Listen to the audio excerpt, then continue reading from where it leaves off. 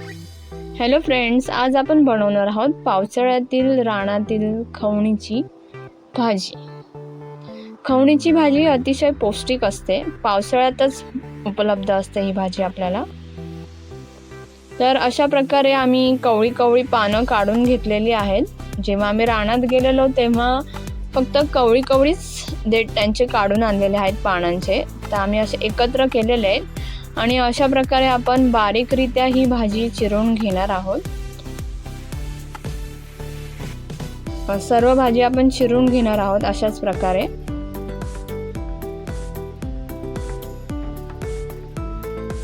पावसाळ्यातील भाज्या खायची मजाच वेगळी असते, ती फक्त पावसाळ्याच्या सीझन मध्ये उपलब्ध असतात।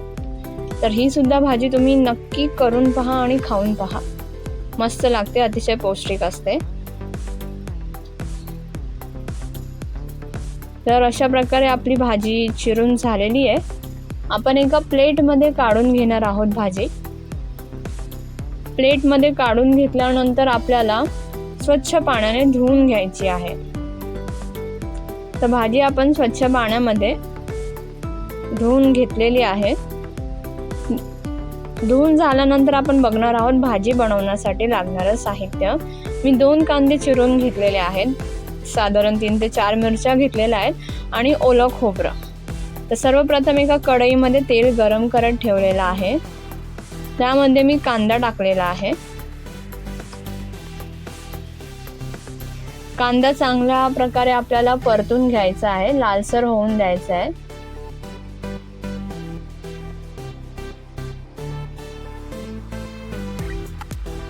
कांदा असा थोडा लालसर झाल्यानंतर भाजीची चव सुद्धा अतिशय चांगली लागते, मस्त लागते भाजी।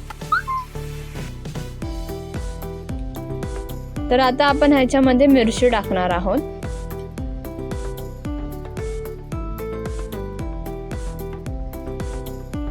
मिरची आणि कांदा कधीच सोबत टाकू नये फोडणीला, त्यामुळे ठसका लागण्याची शक्यता असते।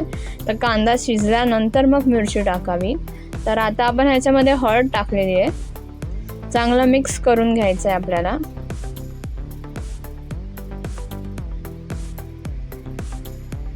मिक्स करून झालेलं आहे आपलं। आपण आता ह्याच्यामध्ये भाजी टाकणार आहोत। मस्त स्वच्छ पाण्यामध्ये धुवून घेतलेली आहे भाजी, बारीकरित्या चिरलेली।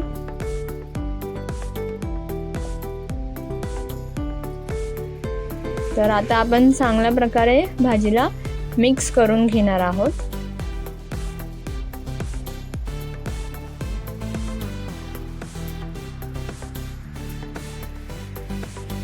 मिक्स करून झाल्यानंतर साधारण आपल्याला ही भाजी 4 ते 5 मिनिटं गॅसवर शिजत ठेवायची आहे।